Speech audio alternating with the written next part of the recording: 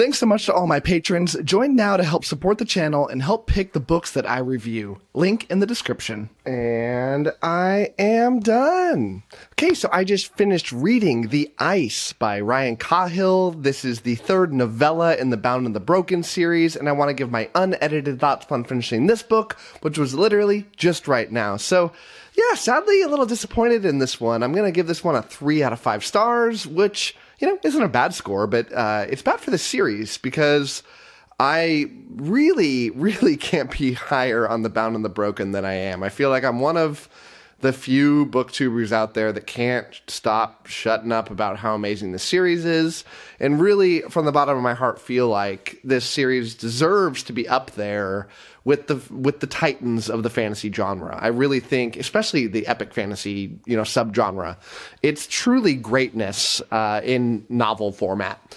And I really like what Cahill has done here with his series, because what he's doing is he's writing a novel and then he's doing a novella, novel, novella. And the novellas are somewhat pivotal to the story thus far, where they tell something that, while you could enjoy the series without these novellas, they really do shine a light on either a character or a sequence of events that you really need to know to get fleshed out in this series. And I've come to expect truly great things from these. I mean, the first one that I read, The Fall, I think I ended up giving a 4 or 4.5 out of 5, but in retrospect, it would be an easy 5 out of 5 if I were to go read it again, because of what I know about the series now.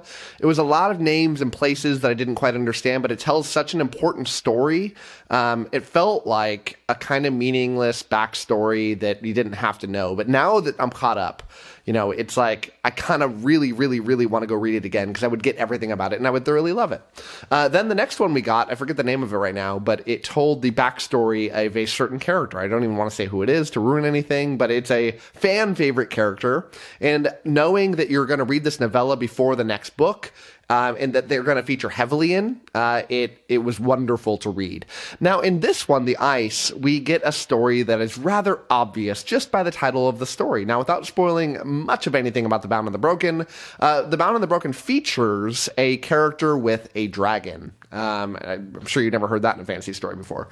But you don't really understand where the dragon came from. You get some light references to the location it came from, but there are so many burning questions in it. In fact, I've found that the Bound and the Broken does such a good job at answering your questions, not immediately, but in the right amount of time, that when I finished the most recent book, I had 3 lingering questions that I had that I really wanted answered. And one of them was, what's the origin story to this dragon egg? How did it come to be? So to get a story called 𝐻𝐻𝐻𝐻, immediately I knew I'm finally going to get that story. And that's great. It's great to get something that you hoped would be written, and it was like the perfect little story for me. And so I went into this expecting great things. Now, I think I officially predicted a 4 out of 5 on my TBR contest, and nearly everybody guessed 4 or 5. Most people guessed 5. I think only like 10 or so people ended up guessing 3 out of hundreds, or like 280 or something like that.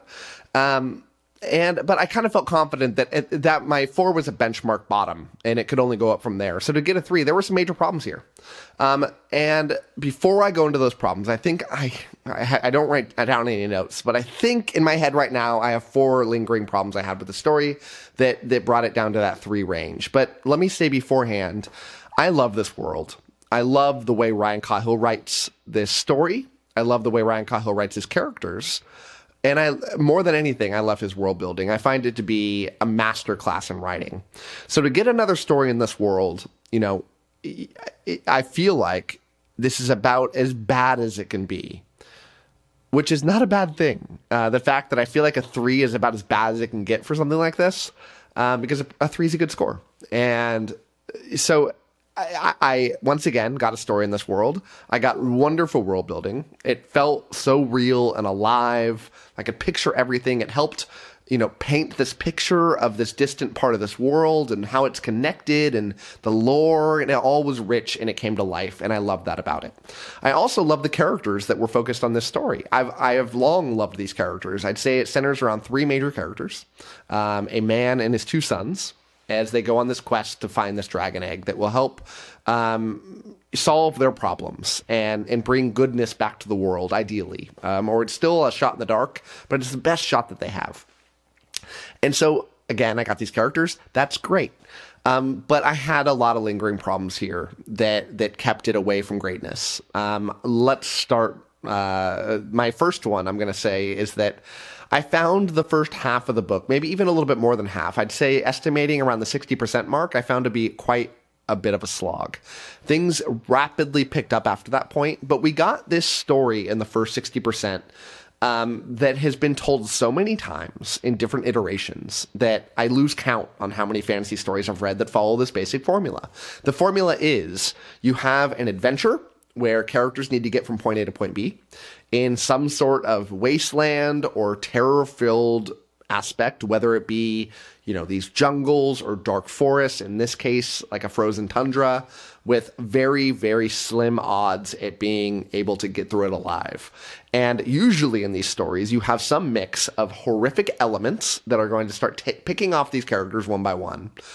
Or oftentimes you have these beasts of some sort that you don't know who they are that are also picking off these characters. And that's exactly what we got here. And if this was the first time I read something like this, I probably would have liked it more, but it's been so beaten to death. In fact, one of the most recent books that I read, the book in physical format that I read right before this, The Empire of the Damned by J. Kristoff, had a sequence of events that happened in his book that were the exact same formula. And this is, I'm not saying this by coincidence. I have read a lot of books that go through this. Just off the top of my head, just thinking of a couple, I know that the Of Blood and Bone book by Ian C. Esselmont was the central theme of that entire story. I did not love that story. And To Ride Hell's Chasm by Janie Wirtz followed that same thing in a large portion of the book. And that portion was the part that I disliked about that book. I liked all the other things about it. So to have that be the central story in a very short little novella here, that was unfortunate because I've read it so many times and it didn't feel fresh or new to me. Another problem that I had with this story is that what I've come to expect out of these stories, and I mentioned it before, was that we're going to get something very important done in these stories.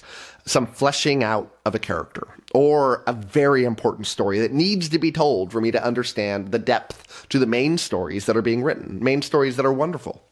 And I didn't get that. What I got, on the character front, I got the focus on this man with his two sons, but mostly on the man himself. And it definitely went into depth about this character, but what Cahill was trying to show me about this character was how complicated fatherhood can be for a single man, and ultimately how wonderful of a father that he actually is. Now, that is a theme that resonates with me quite well on its surface. While I'm not single, I have an amazing wife, and I have two lovely kids, and I try my hardest to be as good of a father as I can be. I feel like I'm doing a pretty good job, but to see a book that's talking about fatherhood, that is something that is the central feature of my life, along with being a spouse. But that was also touched on in this book as well. Now, his spouse is dead in this story, has been dead long before any of these stories began, so I'm not spoiling anything. But he talks a lot about the love that he had for his wife and how it's hard to get through that. And thinking about what kind of loss that I would go through if my wife were to pass away, it would be indescribable. And I feel I can just imagine the pain that this character is going through. But all of these themes about this character are things that have already been well established in the book before this. So I learned nothing new. It just felt like more of the same character development without moving the dial. I didn't get any extra depth to this character that I had come to expect. Now, that's the character front. On the story front, I did get the origin story of how this dragon egg came to be. But it's kind of what I expected it would be. Nothing really major or shocking or confusing or big. It kind of felt like this story could have been told within one of the major novels in a chapter or less, where a character says, hey, here's how I got that egg, by the way. Taking out, instead of being 200 pages, it could have been 30 pages. And I would have gotten everything out of it and just kept moving along the story. So that was, a major problem I had here. Now, another problem I had with the story was that it was trying to make me care about these side characters. Characters that were getting picked off, and it's sad. You got to spend some time hearing their backstory, and then 10 pages later they die. I don't really care about characters unless you give me a lot of depth and time to resonate with this character. It felt like, you know, yeah, it's sad, interesting that I got to learn about this character, but at the end of the day, that gut punch that you expect to get out of character deaths just wasn't there because there was no time for this to develop. And, you know, I found that disappointing, to say the least, and really took me out of this story. And so, did I say 4 or was that 3? I don't know, but I think those are my thoughts on where this story went wrong. So yeah, having said all that, does it take away my excitement for this series? Not really at all. I am not at all pulled away from my excitement out of the next novel. I think I said that the next novel is my second most look forward to book that's going to be coming out this year, only behind Stormlight Archive, which I feel like almost everybody would say Stormlight Archive is their number one. And so I remain steadfast in that thought. Now, it does make me a little bit more leery about the next novella. I feel like Cahill has the greatness in his writing to be able to nail the next novella out of the park, but I also feel like he might just do another story kind of like this one. Will I read it? Of course I will. I want to, and knowing that I only gave this one a 3 out of 5. Would I have read this one knowing that? Of course I would have. It helps me learn about this world that I love and give me some backstory. I just feel like it could have been a little bit better. But yeah, I'm still super psyched about the series. I'll recommend it to everybody. Yeah, you should read this book. You know, there's some things that I would have fixed up if I were the one writing it. But maybe there's a reason I'm not a writer. Maybe it would have been horrible if I were to write it. I'm sure it would have because I'm not a good writer. I'm just a random guy that has a YouTube channel that decided to hit record one day. But those are my thoughts, probably unpopular ones, because usually people love books, and giving a book a not super great score is usually an unpopular opinion because, you know, people like the stuff they read. They go read it because they know they're probably going to like it. And that's a great thing, right? There's a reason that 5 stars is the most popular score for anybody to ever give a book.